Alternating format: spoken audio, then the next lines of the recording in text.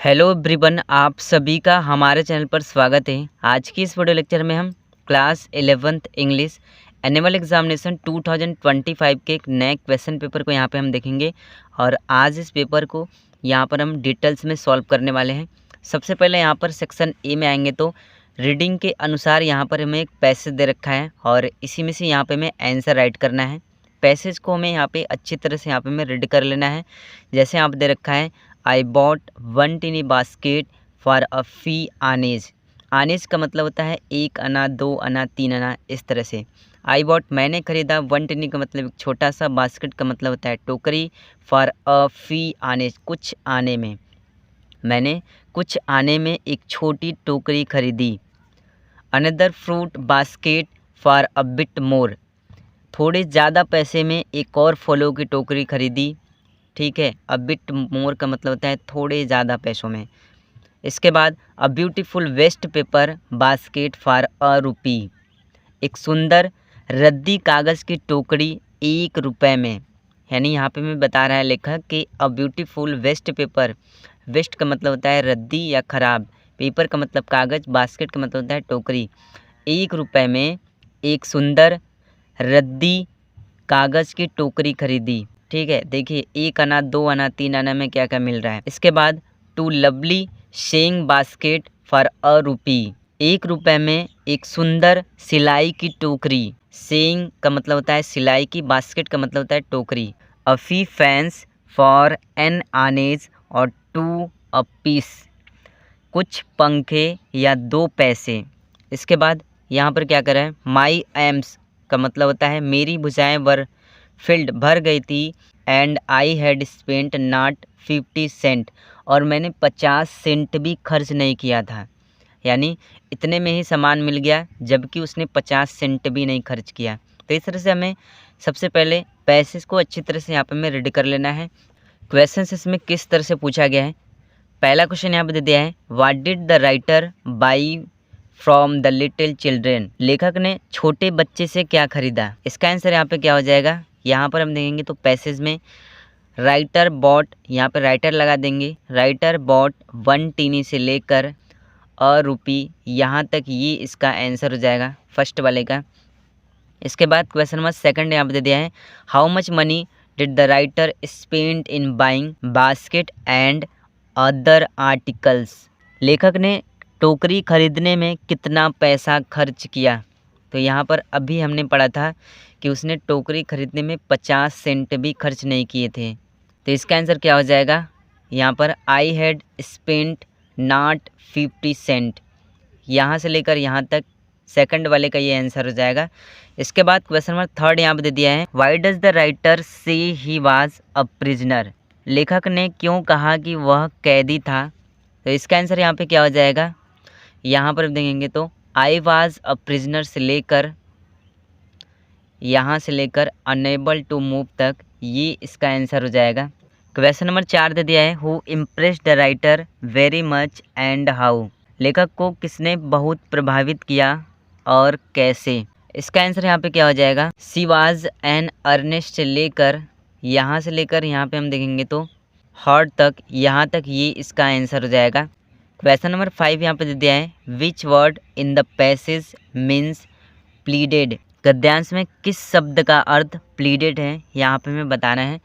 तो इसका आंसर यहाँ पे क्या हो जाएगा, ठीक है, बेग्ड इसका आंसर हो जाएगा, क्योंकि प्लीडेड का मतलब होता है प्रार्थना करना और बेग्ड का मतलब होता है अनुरोध करना या प्रार्थना करना। इसके बाद क्वेश्चन नंबर सेकंड यहाँ पे दे दिया है, what is meant by surrounded, surrounded का यहाँ पे हमें मिंट बताना है। तो इसका आंसर क्या हो जाएगा, यहाँ पर हम देखेंगे तो अनेबल टू मूव, एक जगह स्थिर रहना, इस तरह से इसका आंसर हो जाएगा। इसके बाद पॉइंट नंबर थर्ड यहाँ पे दे दिया है, give the synonym of bagged, bagged का यहाँ पे हमें सिनोनिम बताना है। इसका जो सिनोनिम हो जाएगा वो इम्प्लार हो जाएगा। इसके बाद सेक्शन डी में आएंगे तो राइटिंग से रिलेटेड जो क्वेश्चन है यहाँ पे पूछा गया है। क्वेश्चन नंबर सेकंड यहाँ पे दे दिया है, write report as an eyewitness to a fire accident, आग दुर्घटना के प्रत्यक्षदर्शी के रूप में यहाँ पर हमें एक रिपोर्ट लिखना है, अथवा करके इस क्वेश्चन को यहाँ पे हम कर सकते हैं। इसके बाद क्वेश्चन नंबर थर्ड में आएंगे तो राइट एन आर्टिकल इसे on any one of the following topics in about 100 to 150 words. यहाँ पर हमें किसी एक टॉपिक पर आर्टिकल लिखना है, एक ऐसे लिखना है। जैसे आप दे दिया है एम ऑफ लाइफ, जीवन का उद्देश्य, the problem of traffic jam की समस्या पर, इविल्स ऑफ करप्शन, भ्रष्टाचार की बुराई पर। इसके बाद क्वेश्चन नंबर 4 में आएंगे तो write a letter to the editor of a newspaper regarding the nuisance of beggars in your town. अपने शहर में भिखारियों की समस्या के बारे में किसी समाचार पत्र के संपादक को यहाँ पे हमें पत्र लिखना है। इसके बाद यहाँ पर सेक्शन सी में आएंगे तो ग्रामर से रिलेटेड जो क्वेश्चन है यहाँ पे पूछा गया है। Change any one into indirect speech, किसी एक को यहाँ पे हमें इनडायरेक्ट स्पीच में चेंज करना है। जैसे आप दे दिया है सी सेड व्हाट सेल आई से मदर, इसको हम इनडायरेक्ट स्पीच में किस तरह से चेंज करेंगे। She asked her mother what she should she. इसके बाद यहाँ पर क्वेश्चन नंबर बी में आएंगे तो यहाँ पर हमें किसी एक को चेंज करना है। पहला यहाँ पर दे रखा है he was reading he slept, इसको हमें यहाँ पे सिंपल सेंटेंस में चेंज करना है। तो सिंपल सेंटेंस में चेंज कर देंगे तो यहाँ पर हमारा क्या बनेगा, आफ्टर रीडिंग ही स्लेप्ट बन जाएगा। इसके बाद क्वेश्चन नंबर सी में आएंगे तो change any one of the following as directed, किसी एक को निर्देशित करके यहाँ पे हमें चेंज करना है। जैसे आप दे रखा है Ram is the tallest boy in the class, इसको हमें यहाँ पे पॉजिटिव डिग्री में यहाँ पे हमें चेंज करना है। तो पॉजिटिव डिग्री में यहाँ पे हम इसको चेंज कर देंगे तो क्या बन जाएगा, राम इज़ टाल हो जाएगा। इसके बाद क्वेश्चन नंबर डी में आएंगे तो correct any one of the following sentences, किसी एक सेंटेंस को यहाँ पे हमें करेक्ट बनाना है। जैसे आप दे दिया है Mohan and Ram lost his book, इसको हम करेक्ट किस तरह से बनाएंगे, Mohan and Ram were heartbroken because they lost their book, इस तरह से इसको हम करेक्ट बना देंगे। इसके बाद क्वेश्चन नंबर ई में आएंगे तो use any one the given items into your own sentences, किसी एक मुहावरे का उपयोग अपने वाक्य प्रयोग में यहाँ पे हमें करना है। जैसे आप दे रखा है एट द 11th आवर, ठीक है। सबसे पहले इसका यहाँ पर हम मीन्स देखेंगे, इसका अर्थ क्या होता है। इसका जो मीन्स होता है the last moment almost too late, अंतिम क्षण लगभग बहुत ही देर से। इसके बाद इससे हम एक ओन सेंटेंस, इससे एक सेंटेंस किस तरह से हम बनाएंगे, सेंटेंस क्या हो जाएगा, at the 11th hour we only received the signature, अंतिम क्षण 11वें घंटे में हमें हस्ताक्षर प्राप्त हुआ।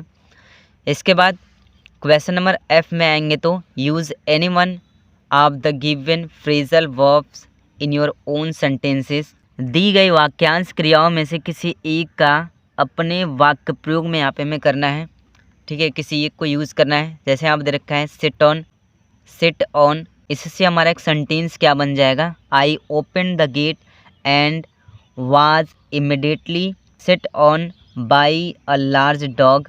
इसके बाद क्वेश्चन नंबर जी में आएंगे तो give the synonym of two of the following, इनमें से किन्हीं दो का यहाँ पे हमें सिनोनिम लिखना है। जैसे यहाँ पे दे रखा है ग्रीफ का जो सिनोनिम हो जाएगा वो सारो हो जाएगा। इसके बाद हुमन का जो सिनोनिम हो जाएगा वो काइंड हो जाएगा। इसके बाद क्वेश्चन नंबर एच में आएंगे तो give the antonym of any two of the following, किन्हीं दो का यहाँ पे हमें विलोम शब्द लिखना है। जैसे पहला यहाँ पे दे रखा है एडवर्सिटी का यहाँ पे अंटोनेम हो जाएगा गुड टाइम। इसके बाद ब्रॉड का जो अंटोनेम हो जाएगा वो लिमिटेड हो जाएगा। इसके बाद क्वेश्चन नंबर आई में आएंगे तो give any one word for the following group of words, निम्नलिखित शब्द समूह के लिए कोई एक शब्द यहाँ पे हमें लिखना है, ये वन वर्ड है। जैसे आप दे रखा है a person who studies plants, तो इसको हम बोनालिस्ट बोलते हैं, वनस्पति शास्त्री कहते हैं। इसके बाद क्वेश्चन नंबर जे में आएंगे तो use any one of the following pairs of words to your own sentences to make the difference in their meaning clear, यहाँ पर हमें किसी एक पेयर का यूज करके उसके डिफरेंस दियर मीनिंग क्लियर, यानी उनमें एक क्लियर मीनिंग बताना है, ठीक है। इनके बीच जो डिफरेंस होता है, जैसे फर्स्ट वाला यहाँ पे हम देखेंगे तो यहाँ पर होल दे रखा है, दूसरा होल, इसका जो अर्थ होता है वो छेद होता है। इससे एक हम क्लियर मीनिंग क्या बनाएंगे, मीन्स एन एम्प्टी, इसका मतलब खाली होता है। और इस वाले होल का जो अर्थ होता है वो संपूर्ण होता है, इसका मीन्स क्या हो जाएगा, मीन्स कंप्लीट, संपूर्ण या पूर्ण होता है। इसके बाद क्वेश्चन नंबर एच में आएंगे तो यहाँ पर हमें 5 मार्क्स का ट्रांसलेशन दे दिया गया है। इसके बाद सेक्शन डी लिटरेचर से रिलेटेड जो क्वेश्चन है यहाँ पे पूछे गए हैं। क्वेश्चन नंबर 7 में आएंगे तो answer any one of the following questions in about 100 words. 100 शब्दों में किसी एक का यहाँ पे हमें आंसर देना है। जैसे आप देते हैं describe the changing relationship between the author and his grand mother, did their feelings for each other change. लेखक और उसकी दादी के बीच बदलते रिश्ते का यहाँ पे हमें वर्णन करना है, क्या एक दूसरे के बीच उनकी भावनाएं बदल गई। इसके बाद क्वेश्चन नंबर 8 में आएंगे तो answer any two of the following questions in about 30 to 40 words. यहाँ पर हमें 30 to 40 वर्ड्स में किन्हीं दो का आंसर देना है। जैसे क्वेश्चन नंबर फर्स्ट यहाँ पे दे दिया है हु वाज टूट, टूट कौन था, व्हाट हैपेंड विथ हिम, उसके साथ क्या हुआ।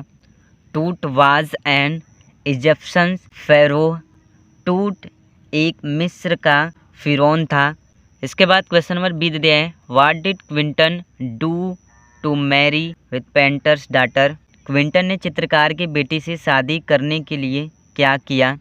इसके बाद क्वेश्चन नंबर 9 में आएंगे तो यहाँ पर हमें पोर्ट्रेट से रिलेटेड 6 मार्क्स का एक पैसेज दे रखा है और इसी में से यहाँ पे हमें आंसर राइट करना है।